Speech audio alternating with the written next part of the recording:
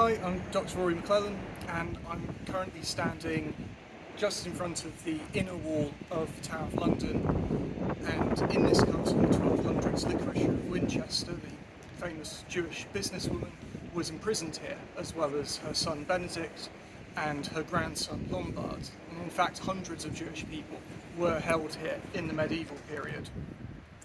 And actually the outer wall that I'm standing on now, including the infamous Traitor's Gate, were built with Jewish tax money. Yet the castle also hosted Jewish refugees during attacks upon the community in London, and some Jewish people even worked here. And in 1267, the Jewish refugees hiding here helped defend the castle from siege, standing on this wall behind me here. On the 30th of June, I'm going to be giving an online talk for Winchester Cathedral about Licoricia and other Jewish stories at the Tower, and I hope to see you there.